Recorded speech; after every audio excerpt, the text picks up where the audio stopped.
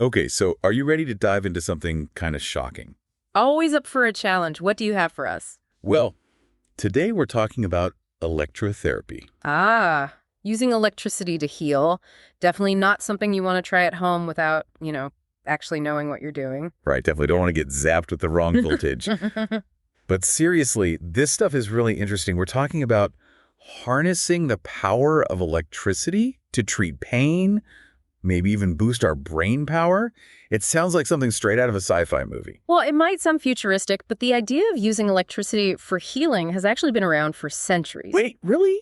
Like how? Think about acupuncture. Okay. It's been a cornerstone of traditional Chinese medicine for thousands of years. And while they may not have fully understood the science behind it back then, they were tapping into the body's energy systems, which are essentially electrical circuits. Wow, I never thought of it like that before. So my body is basically like a walking electrical grid. Exactly. Every cell in your body has an electrical charge, and those charges are constantly in flux, creating these tiny currents that control everything from your heartbeat to your thoughts. Okay, that's where I need you to slow down a bit. We're talking about actual electricity, like the kind that powers my house running through my body. It's not quite the same kind of electricity, but you're on the right track. Our bodies use something called ions to create these electrical currents. Ions, like in Gatorade. Well, yes, electrolytes are important. But think of ions as tiny messengers carrying electrical charges from one cell to another, allowing them to communicate and do their jobs. So it's like our bodies have their own internal wiring system. And these ions are the signals zipping through those wires, telling everything what to do. Precisely. And the really cool part is that we can actually influence those signals using electrotherapy. It's all about using the right type and amount of electricity to target specific areas of the body. Okay, so how do we actually fine-tune the body's electrical system? I'm picturing those Frankenstein movies with all the sparks flying, and it's making me a little nervous. Nothing quite so dramatic, I promise. Think of it more like sending gentle electrical pulses to stimulate nerves or muscles. So it's not like getting electrocuted.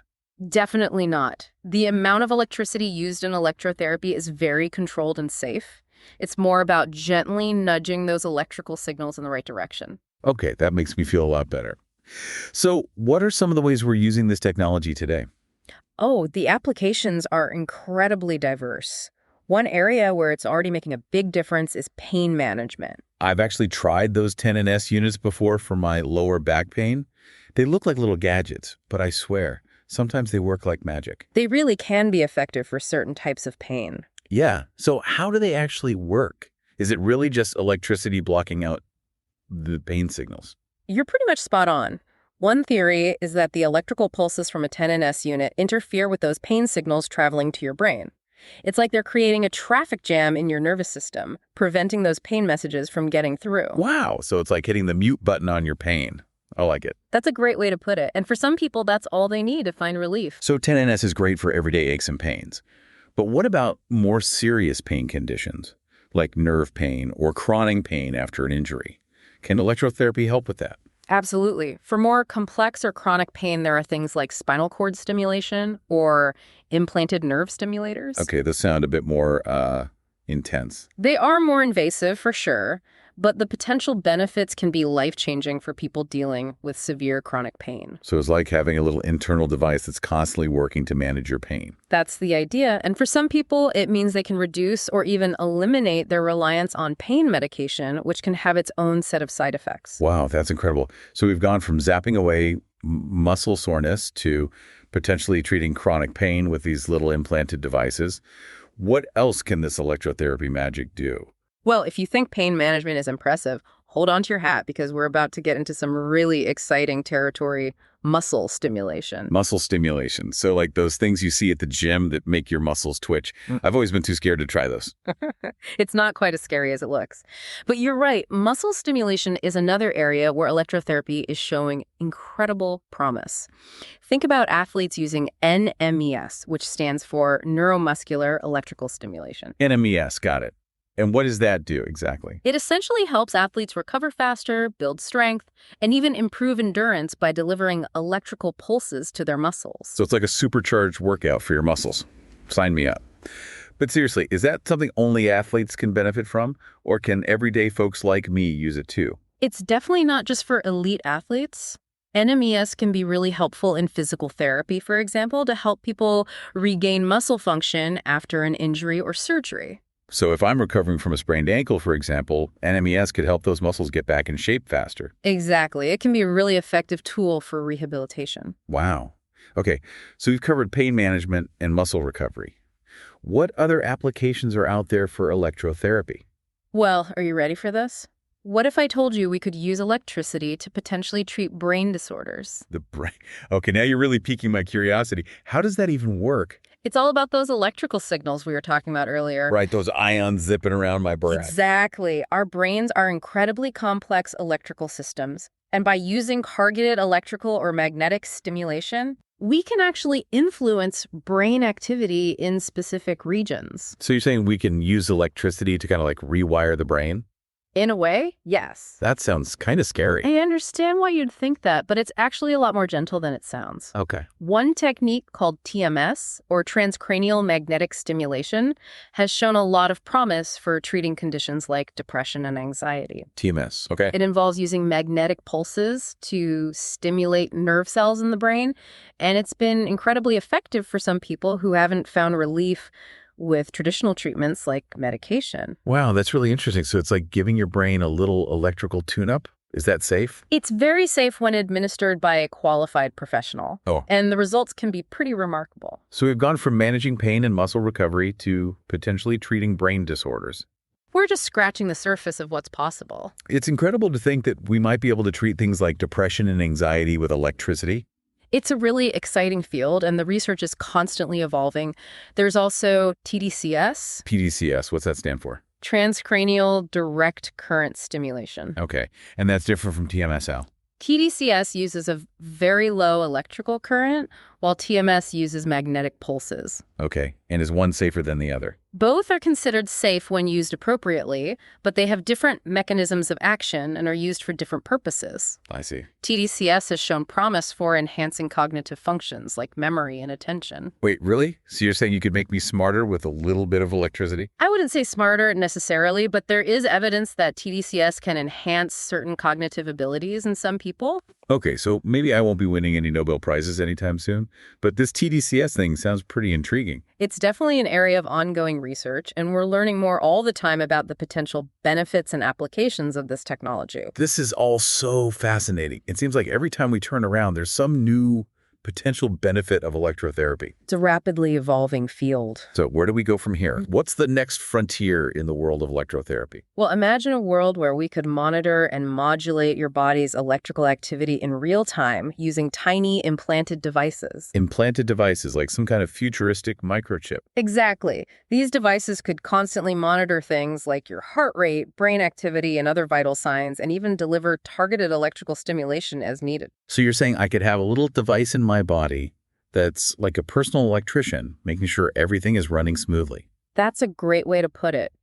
These devices could potentially revolutionize the way we approach healthcare, allowing for personalized and proactive treatments tailored to your unique physiology. That sounds pretty amazing. But how far off is this technology?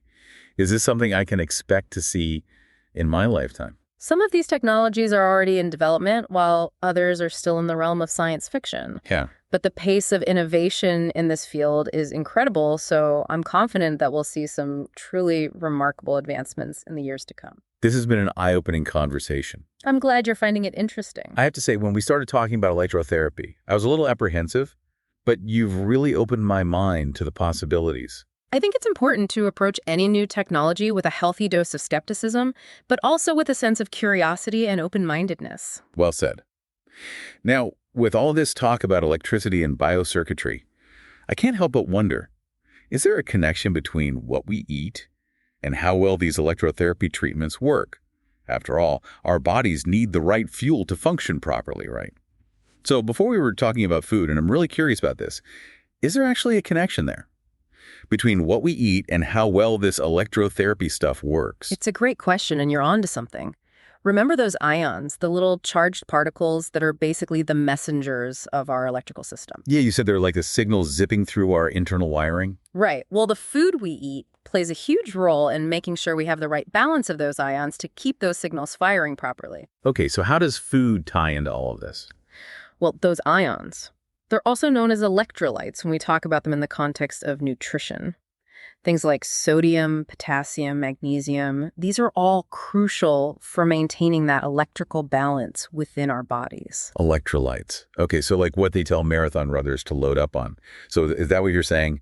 That if you don't have enough electrolytes in your system, your electrotherapy treatments won't be as effective? That's the general idea. It's all about having that optimal internal environment. If your body's low on electrolytes, it's like trying to run a car on an empty tank of gas. You might get a few sputters, but you're not going very far. So if I'm using a 10NS unit, for example, and I'm dehydrated or low on electrolytes, am I really not getting the full benefit? Exactly. It's like anything else, you'll get the best results when you're taking care of your overall health. Makes sense.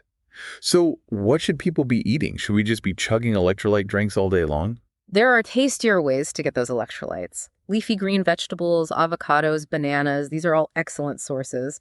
And of course, staying properly hydrated is essential. Okay, so good food, plenty of water, got it. But is it just electrolytes? Or are there other things in our diet that can impact how well these electrotherapy treatments work? Electrolytes are definitely key, but they're not the whole story. Remember we were talking about those implanted devices of the future? The ones that could constantly monitor and adjust your body's electrical activity. Yeah, like having a tiny little electrician living inside you. Right. Well, imagine if those devices could also analyze your nutritional status in real time, like telling you exactly what your body needs to optimize those electrotherapy treatments. So it's like having a personal nutritionist on board, too, making sure you're fueling up properly for all those electrical impulses. Exactly. And who knows, maybe one day those devices will even be able to deliver those essential nutrients directly to our cells, ensuring we're always running at peak electrical performance. Okay, now you're just blowing my mind. A future where we have tiny devices managing our every need, from our electrical impulses to our nutritional intake. It's incredible to think about. It's definitely an exciting time to be in this field. I have to say, this entire conversation has been electrifying. We've covered so much ground, from the basics of how our bodies use electricity to these mind-blowing future possibilities. It's been a pleasure exploring all of this with you. The biggest takeaway for me is that this is so much more than just sticking electrodes on people. It's about understanding this incredibly intricate electrical system within us and learning how to work with it to optimize our health and well-being. Well said. And who knows what incredible discoveries await us as we continue to unravel the mysteries of the body electric. Well, on that note, a huge thank you to our expert for illuminating this fascinating world for us. And to our listeners, thank you for joining us for this electrifying deep dive. We'll see you next time.